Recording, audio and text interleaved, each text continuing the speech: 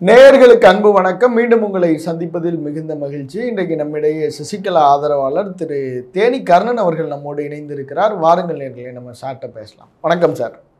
வணக்கம் டனியல், நலமா இருக்கீங்களா? நலமா இருக்கேன் சார்.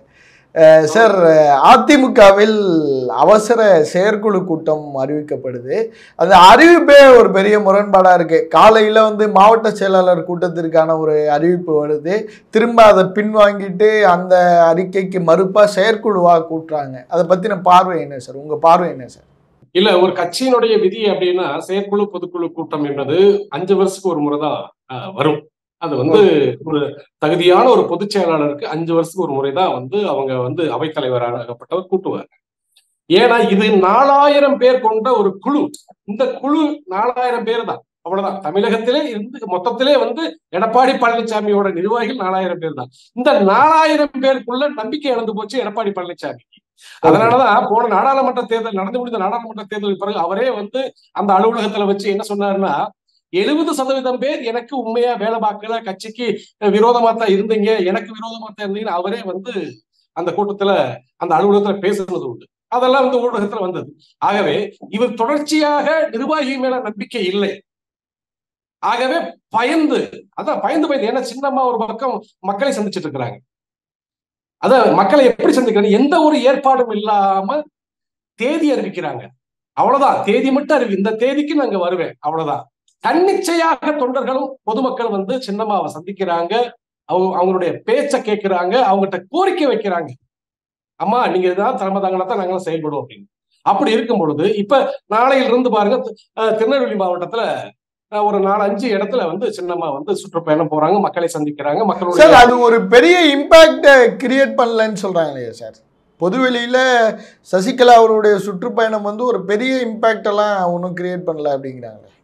ஒரு விஷயம் நீங்க உங்களுக்கு நல்லா தெரியும் நினைக்கிறேன். அரசியல் என்பது மாநாடு நடத்தி கூட்டத்தை காமிக்கிறதா இல்ல, மக்கள் மனசுல இடம் பிடிக்கணும்.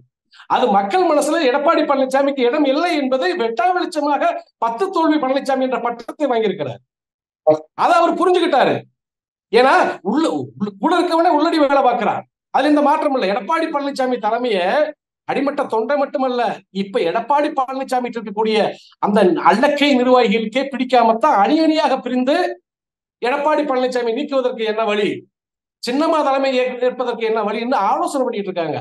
அதனுடைய அதிருப்தி தான் எடப்பாடி பழனிசாமி மாவட்ட செயலாளர் கூட்டம், மாவட்ட வாரியா கூட்டம், மாவட்ட வாரிய நிர்வாகிகளை வர வச்சு கூட்டம் போடுறது, இப்ப செயற்குழு பொதுக்குழு கூட போடுறது. ஏன் உனக்கே நம்பிக்கை இல்லையா? நீதான் பொதுச் செயலாளர் சொல்லிட்டு இருக்கிய, உனக்கே நம்பிக்கை இல்லையா? உன்னை தேர்ந்தெடுத்தது அப்படின்ற போது எடப்பாடி பழனிசாமியோட பதட்டம், அந்த பயம் வெட்டா வெளிச்சமாக தெரிகிறது. ஆகவே அதிமுகவினுடைய கடக்கோடி தொண்டனுடைய எள்ளுமானி ஆதரவு இல்லாத ஒரு மனிதன் அதிமுகவை வழிநடத்த முடியாது என்பதை தொடர்ச்சியாக நிரூபித்துக் கொண்டிருக்கிறார்கள். அதுதான் சார். இப்ப என்ன நெருக்கடி அவருக்கு? என்ன அவசரம்? என்ன தேர்தல் எதுவும் இருக்கா? என்ன அவசரம் அவருக்கு செயற்குழு கூட்டுறாரு? என்ன நெருக்கடி? அவருக்கு மேல ஏகப்பட்ட வழக்கு இருக்குங்க. கொடநாடு கொலை வழக்கு காத்துட்டு இருக்கு.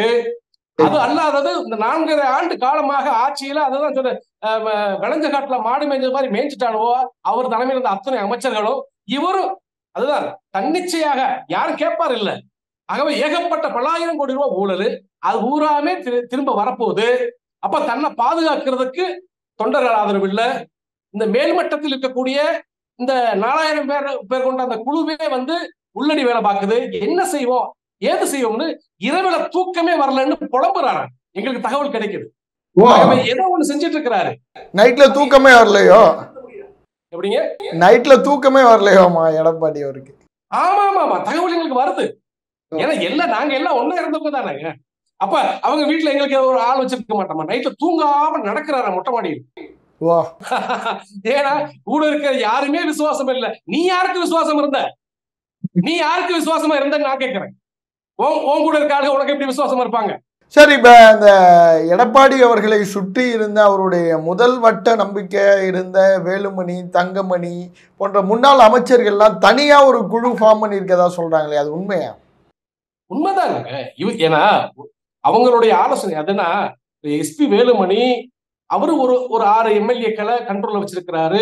அதுல உப்பு மண்டல தளபதி என்று சொல்லிக்கிட்டு இருக்கிறாங்க. கோயம்புத்தூர்ல எங்க பார்த்தாலும் அவருடைய விஷயம் தான் இருக்கும். அது பேர் என்ன சார்? தளபதி அணியா? கொங்கு மண்டல தளபதினு சொல்லுவாங்க.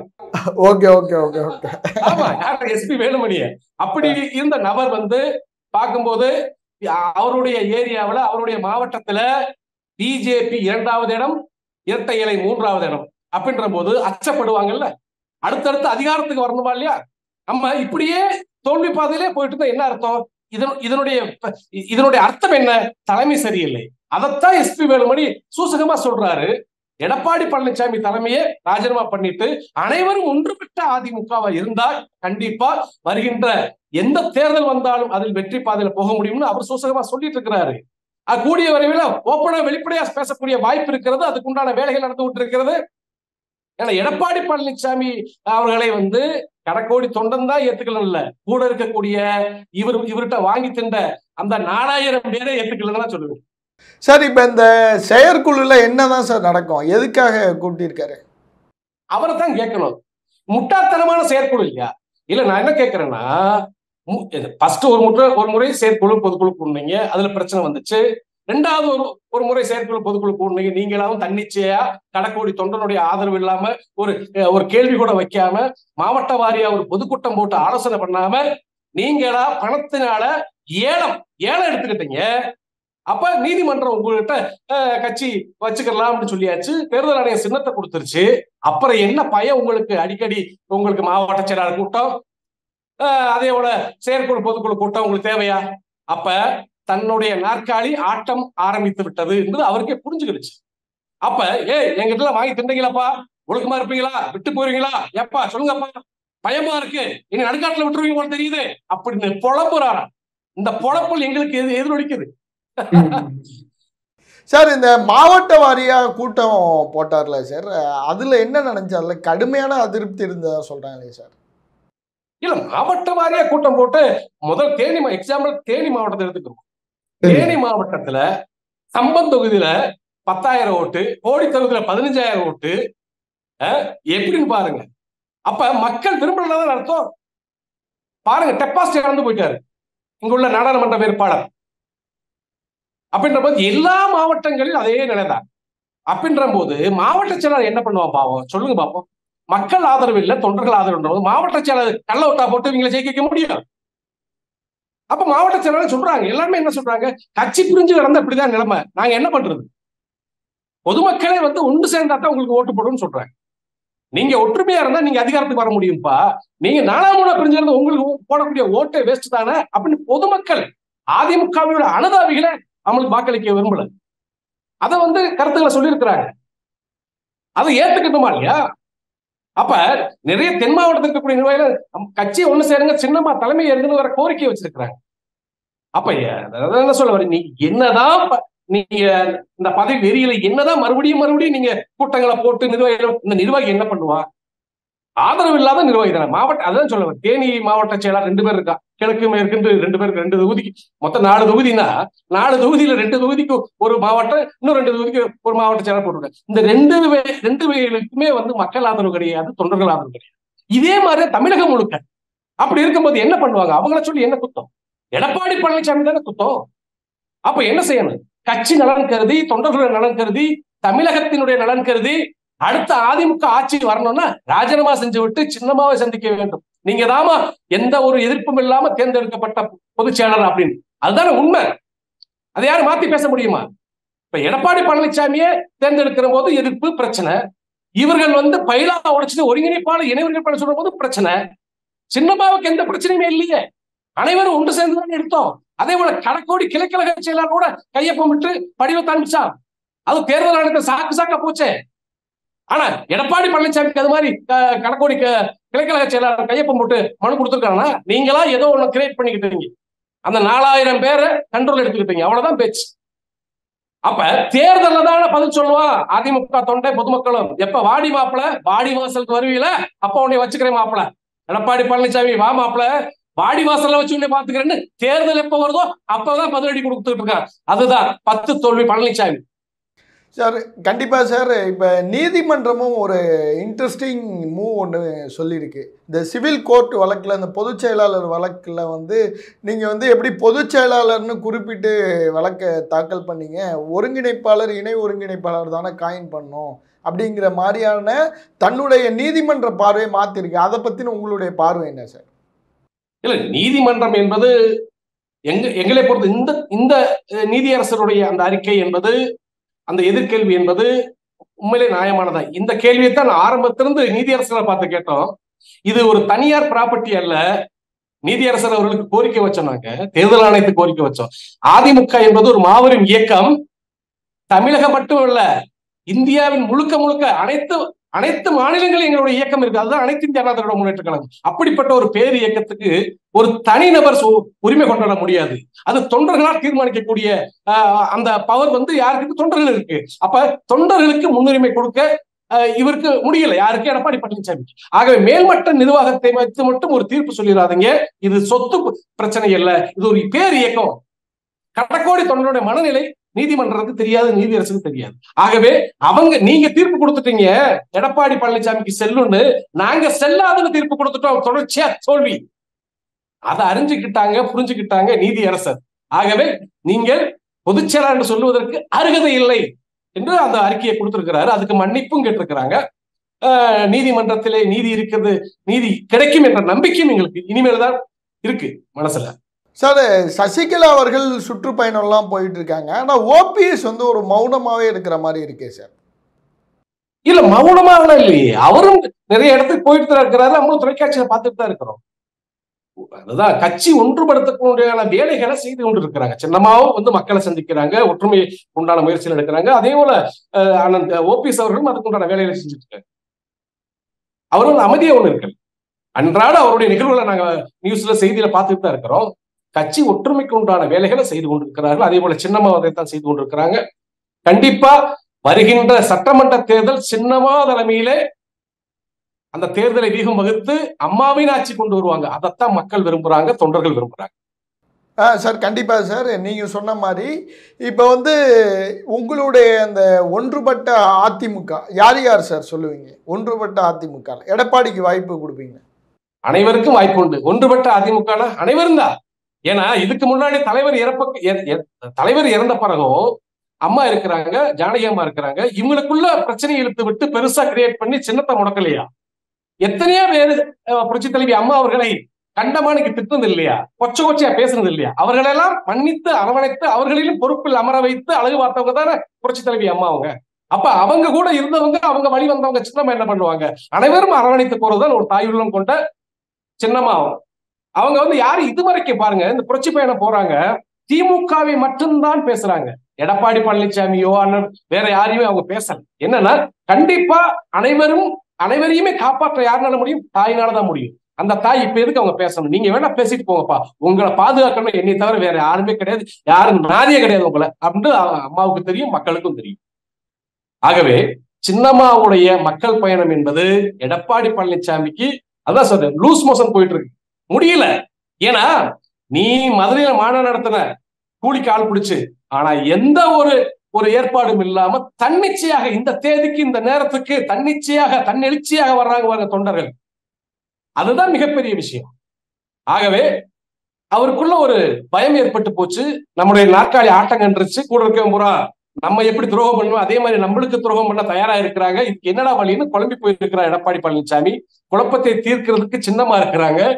அதைதான் நான் ஆரம்ப கட்டத்தில் நான் அதான் சொல்லிட்டு வரேன். எடப்பாடி பழனிசாமி அவர்களை மனம் திரும்பி வந்தால் எப்பவும் எங்களுடைய அண்ணனாக நாங்கள் ஏற்றுக்கொள்வோம், எப்பொழுதும் உங்களுக்கு வாய்ப்பு உண்டு. அதை விட்டுப்பட்டு அதிமுக எங்க அப்பை விட்டு சொத்து, எங்க பாட்டை விட்டு சொத்துன்னு சொல்ல சொல்ல சொல்ல அட்ரஸ் இல்லாம போயிடுவேன். அதுதான் எச்சரிக்கிறேன் நான் எடப்பாடி பழனிசாமி. அதிமுக எங்க அப்பை விட்டு சொத்து, ஓபிஎஸ் உள்ள வரக்கூடாது, சின்னம்மா உள்ள வரக்கூடாது, அவங்க யாருன்னு தெரியாது, நீ சொல்ல சொல்ல நீ அட்ரஸ் இல்லாம போயிடுவ, எச்சரிக்கிறேன் சார். கண்டிப்பாக சார். ஒரு பக்கெட்டு நீங்கள் சொல்கிற மாதிரி டிடிவி அவருடைய நிலைப்பாடு எப்படி இருக்கும்? அது இல்லாமல் ஒருங்கிணைப்பு குழு அப்படின்னு சொல்லிட்டு திரு கேசிபி, பெங்களூர் புகழேந்தி அவங்கெல்லாம் ஒரு பக்கெட்டு இருக்காங்க, ஜேசிடி பிரபாகர் அவங்கெல்லாம் ஒரு பக்கெட்டு இருக்காங்க. இவங்க எல்லாம் இணைக்கிற முயற்சி எந்த அளவுக்கு சாத்தியமாகும்? அதை பற்றின உங்களுடைய பார்வை சார். எடப்பாடி பழனிசாமியை தவிர்த்து அனைவரும் ஒரே கொள்கைதான். அவங்களுக்கு எல்லாருக்கும் எடப்பாடி பழனிசாமி தவிர்த்து மற்ற அனைவருமே ஒரே கொள்கை தான், கட்சி ஒன்றுபட வேண்டும், சின்னமா தலைமை ஏற்க வேண்டும். அதுதான் மற்ற அத்தனை பேருடைய கொள்கை, அதுதான் கோரிக்கை, அதுதான். இது தனித்தனியா இருந்தாலும் ஒற்றுமை கொண்டாட வேலையை தான் பார்த்துட்டு இருக்கு. நீங்க பாருங்க, அசால்ட்டா நினைக்கிறாங்க சின்னம்மா புரட்சி பயணம் போய் என்ன செய்ய போறாங்க, சுற்றுலா போறாங்க.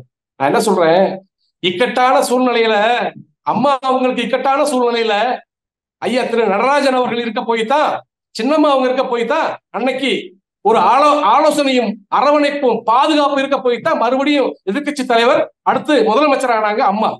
இன்னைக்கு யார் இருக்காங்க அந்த ஸ்தானத்துல?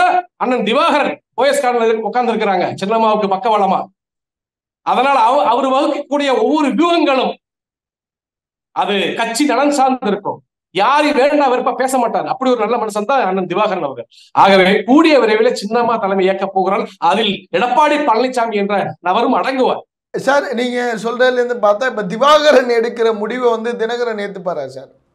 அது அவருடைய தனிப்பட்ட விஷயம். அவர் ஒரு தனி இயக்கமாக ஆரம்பித்திருக்கிறார். அந்த இயக்கம் பதிவு செய்யப்பட்டிருக்கிறது, அந்த இயக்கம் அடையாளப்பட்டிருக்கிறது. அவருக்கு தனி சின்னம் இருக்கு, தனி அலுவலகம் இருக்கு.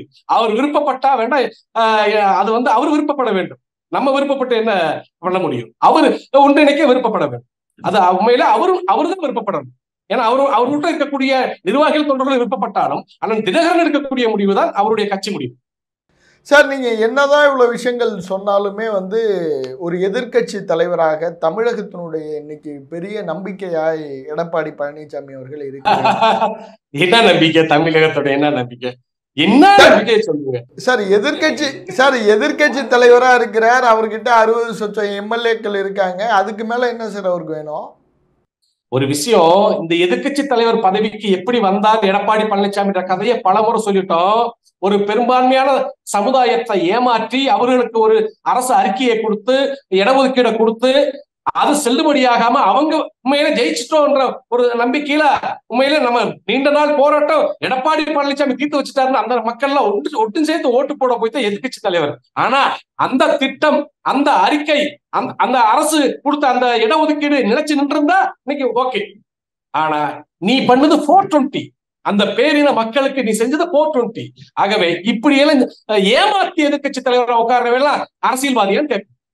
ஒரு குறிப்பிட்ட ஒரு சமுதாய மக்களை ஏமாற்றி நீ எதிர்கட்சி தலைவராக உட்கார்ந்துருக்க, நான் மக்கள் அதாவது புரட்சி தமிழ்னா, இவனுக்கு பேர் புரட்சி தமிழ்னா, யாருக்கு? எடப்பாடி பழனிசாமிக்கு பேர் புரட்சி தமிழ்னு பதில பட்டம் கொடுக்குறானவ வெட்டியா போனவங்க.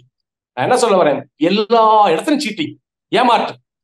உங்களை ஆட்சியில் அமர வைத்த சின்னம்மாவுக்கு துரோகம், நல்லா புரிஞ்சுக்குங்க. அதுக்கடுத்த இடைப்பட்ட காலத்துல ஆட்சிக்கு அவகேடு வரும்போது முட்டு கொடுத்த ஓபிஎஸ்க்கு துரோகம். திமுக இந்த ஆட்சியை கலைச்சிடணும் எத்தனை சதி செய்யும் போது, திமுக சதி செய்த போது அதையெல்லாம் அட்டம் சுழிச்சு விட்டு பாதுகாப்பா இருந்த பிஜேபிக்கு துரோகம். எத்தனை துரோகம் பாருங்க. அதுக்கடுத்து உங்களை எதிர்கட்சி தலைவரா அமர வைத்த அந்த சமுதாய மக்களுக்கும் துரோகம். அப்ப இப்படிப்பட்ட ஒரு உலகமகா துரோகி அதிமுகவை வழிநடத்த முடியுமா? மக்கள் பிரதிநிதி நீ இனி ஆக முடியுமா? முடியவே முடியாது. அதான். ஆகவே மக்கள் என்ன நினைக்கிறாங்க, எடப்பாடி பழனிசாமி இவரை நாங்கள் ஒரு தலைவராக நினைக்கல, இவருக்கு நாங்கள் ஓட்டு போட விரும்பல. அதனாலதான் பிஜேபி 2வது இடம், நாம் தமிழர் 2வது இடம், அதிமுக 3வது இடம், 4வது இப்படி போயிடுச்சு. இதெல்லாம் மிகப்பெரிய ஒரு அசிங்கம் இல்லையா? அதான் சொல்ல வரேன். உண்மையிலே அந்த ஸ்தானத்துல நான் இருந்திருந்தா நாட்டுக்கு தூங்கியிருப்பேன். எடப்பாடி பழனிசாமி ஸ்தானத்துல நான் இருந்து இப்படி தோல்வி வந்திருந்தா தொடர்ச்சியா தூக்கு போட்டு செத்து போவேன். ஆனா இவங்களுக்கு ரோசமும் இல்ல, சூடும் இல்ல, சொரணையும் இல்லை. அப்படிப்பட்ட நபர்கள் இவர்கள். ஆகவே எது என்னவாயினாலும் எது இப்படி போனாலும் கட்சி ஒன்று வருவது உறுதி, சின்னமா தலைமை ஏற்பது உறுதி, வருகின்ற சட்டமன்ற தேர்தலில் அம்மாவின் ஆட்சி அமைப்பது உறுதி, மன்னித்து அனைவரையுமே மன்னித்து ஏற்றுக்கொள்ள பக்குவம் புரட்சித்தாய் சின்னமா உங்களுக்கு இருக்கு. இதுக்கு முன்னாடி நிறைய பிரச்சனைகளை சந்திச்சுட்டாங்க. ஆகவே இவர்கள் எல்லாம் எங்களுக்கு ஒரு பொருட்டு அல்ல. கண்டிப்பா சார். நிறைவா இந்த அதிமுக செயற்குழு எப்படி இருக்கும், எதை நோக்கி பயணிக்கும் நீங்க நினைக்கிறீங்க? இதுவரைக்கும் எதை நோக்கி பயணிச்சாங்க? செயற்குழு கூட்டம் போட்டு பல கூட்டத்தை போட்டிருக்காங்க. மாவட்ட வாரியா கூட்டம் போட்டாங்க. என்ன முடிவு எடுத்தாங்க, என்ன செயல்பாடு நடக்குதுங்க ஒண்ணும் தெரியல. அவ்வளவுதான். அங்க கூட்டம் போட்டு வெளியில வந்தோடனே உன்னை நம்பி ஓட்டு போட ஆள் இல்ல, நீ என்ன எங்களை கண்டிக்கிறன்னு வெளியே வந்து இவங்களுக்குள்ள பேசிக்கிறாங்க மாவட்ட அந்த நிர்வாகிகள். அப்படி இருக்கும்போது நீங்க என்ன கூட்டம் போட்டாலும் உங்களுடைய அந்த குழுக்குள்ளதான் கூட்டம் போட முடியும். அந்த குழு எப்பயுமே உங்களுக்கு துரோகம் செய்யத்தான் காத்திருக்கு. அதுல எந்த மாற்றம் இல்லை. நீங்களே ஓப்பனா சொல்லிட்டீங்க, 70% பேர் என் கூட இருக்கவங்க கூட எனக்கு துரோகம் பண்ணிட்டீங்கன்னு. அதைத்தான் உனக்கு செய்யும், வேற எந்த மாற்றம் இல்லை. அதான் சொல்ல வர, துரோகத்தை துரோகத்துலதான் அழிக்க முடியும். அது எந்த மாற்றமே கிடையாது. அவங்களும் உங்க கூட இருக்கவங்களும் என்ன நினைக்கிறாங்க, முன்னாள் அமைச்சர்களும் இந்நாள் இருக்கக்கூடிய எம்எல்ஏக்களும் என்ன, அடுத்து நம்ம எம்எல்ஏ ஆகணும், அடுத்து நம்ம அமைச்சர் ஆகணும்னா எடப்பாடி பழனிசாமி நம்பினா போதாது, பத்தாது, கட்சி ஒன்றுபட வேண்டும். நிர்வாகம் அம்மாவுக்கு அடுத்தபடி அந்த கட்சியை நிர்வாகப்படுத்துறதுல திறன் படைத்தவர் யார்? சின்னம்மா. ஆகவே அதுக்குண்டான வேலைகளை ரகசியமா பண்ணிட்டு வர்றாங்க. இவர் எத்தனை பொதுக்கூட்டம் நடத்தினாலும் சரி, எத்தனை செயற்குழு கூட்டம் நடத்த, மாவட்ட செயலாளர்கள் கூட்டம் நடத்தினாலும் சரி, எதுவும் ஆக போறது கிடையாது. நிம்மதி இல்லாம இருக்காரு பாவம். நான் சொல்றேன், நிம்மதியா இருக்க ஒரே ஒரு வழி சின்னம்மாவை சந்திப்பதுதான் வழி. நீங்க நிம்மதியா இருக்கணும்னா, நிம்மதியா தூங்கணும்னா சின்னம்மாவை சந்தித்து ஆலோசனை பெற்றால் போதும் எடப்பாடி பழனிசாமி. இல்லைன்னா நிம்மதியா நீ இருக்கவே முடியும். சார், மீண்டும் சசிகலா அவர்கள் வந்து அதிமுகக்கு தலைமை ஏற்பாங்க அப்படின்னு சொல்றீங்களா? கண்டிப்பா 100% உண்மை. நான் சொல்வது சத்தியம் பண்ணி சொல்லுவேன். விரைவில் அதிமுக சின்னம்மாவுடைய கண்ட்ரோல்ல, சின்னம்மா தலைமையில். கண்ட்ரோல் என்ன கண்ட்ரோல்? சசிகலா அவர்களுடைய தலைமையில் அதிமுக விரைவில், தேனி கர்ணன் சொல்றார். ஆமா, அதுல நான் மட்டும் சொல்லலைங்க, ஒட்டுமொத்த தொண்டர்களுடைய கோரிக்கை இது. இது என்னுடைய தனிப்பட்ட கோரிக்கை, நீங்க நினைச்சிட வேண்டாம்.